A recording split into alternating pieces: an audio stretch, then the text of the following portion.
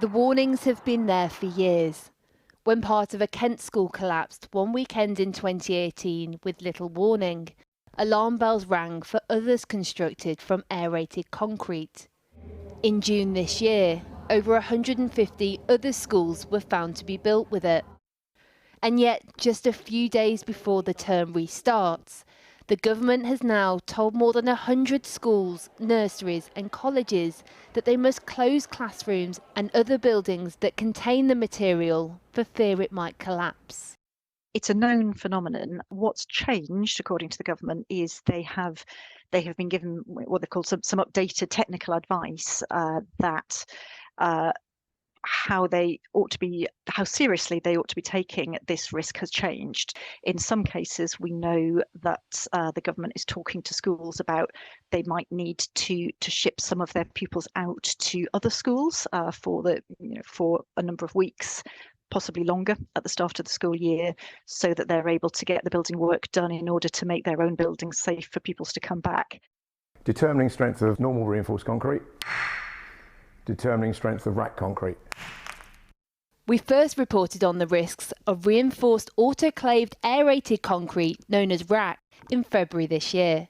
It's a massive ticking time bomb because all of these buildings are getting older, and it means that these panels could collapse with no warning at all. And we wouldn't like to know what the consequences are if the children were underneath them. The schools have been identified after completing surveys sent to them by the government. But today the Education Secretary conceded that they might not yet have the full picture. What we don't have is all of the questionnaires, that we have. We've only had those that we've responded to, that have been responded to. But if there are any schools that are concerned, if they could get in touch with the Department for Education, and we will. So we've been trying to get schools to respond to us to questionnaires for a long time now. So get in touch if they're concerned at all. Most schools have completed their surveys. This has been an ongoing programme.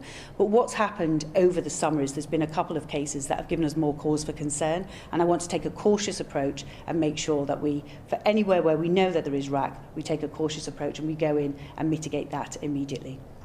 It's outrageous that ministers have known for 5 years now that a school collapsed affected by this kind of crumbly concrete. I've been raising for months the need for action, and it's high time that ministers publish the full list of schools affected and came clean to parents. 5 years after the alarm first sounded, and remedying potentially dangerous school buildings is now being given the urgency that experts have been calling for. But the question now is whether that same urgency will be applied to other public buildings, like some hospitals, that are known to contain aerated concrete.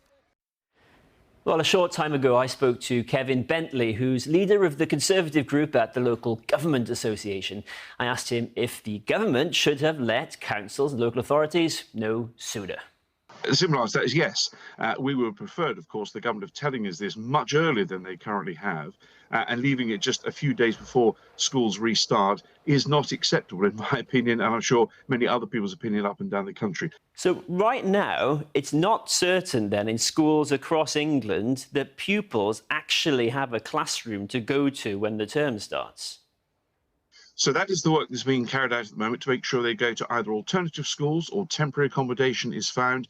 There might be an element where they're learning online. We're now working with schools to make sure that happens, but absolutely it is possible and should be possible to make sure children's education is not disrupted at all. That is the most important focus right now, but questions certainly will be asked as to how we got here. So some children might not get to school. They might have to do digital learning again after all they went through with COVID, really.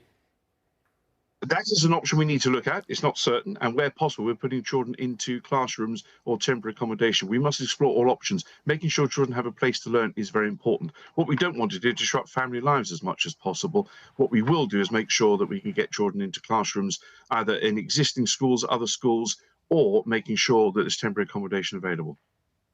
So schools are scrambling right now. The NEU, the National Education Union, says it's absolutely disgraceful. There's going to be massive disruption to education for thousands of children, they say. What's your assessment of the sort of scale that we're looking at?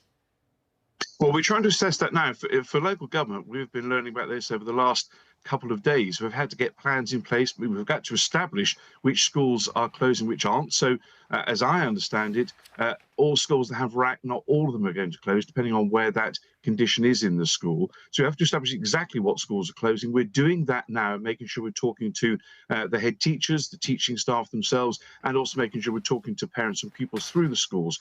Carrying on children's education is the most important thing here in a safe environment. Do you think the Education Secretary should be saying sorry to parents and pupils tonight?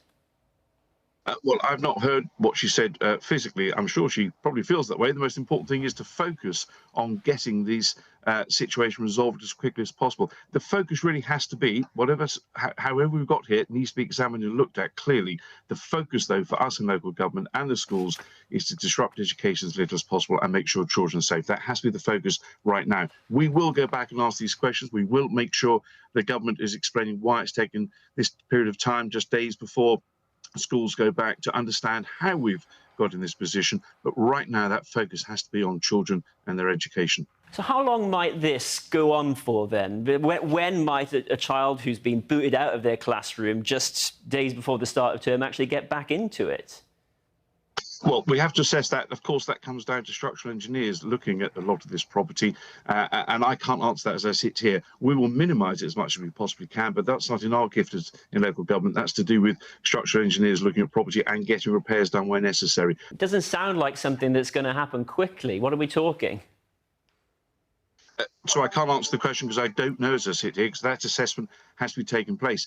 What we will be pressing the government to do is make sure that happens as quickly as possible, that repairs are done as quickly as possible. Safety is the key here, as well as education as well. That's what we need to focus on, but we must make sure those two areas are covered. We will do that as quickly as we possibly can and urge government to get on with this as quickly as we possibly can as well. Channel 4 News has been reporting on this, as have others, and it's been known about this issue for years. Can you understand how it's come to a head a few hours before term starts? Well, a few days before term starts, no. That's my point, that we have been working with the government. Teachers are going to be in those classrooms tomorrow, aren't they? So they're going to be not able to get into the classrooms they're expecting to prepare for pupils this week. So it is hours. It's very important that we do this as quickly as we possibly can, and making sure that places and the schools are safe. The issue being, of course, is we should have known about it before. We have worked with the government on this over a number of years as well. We shouldn't probably have been here waiting to the last minute. But right now, that's questions we're going to be asking. But right now, we have to focus on those children's education and their safety. Kevin Bentley, thank you ever so much for speaking with us tonight. Thank you.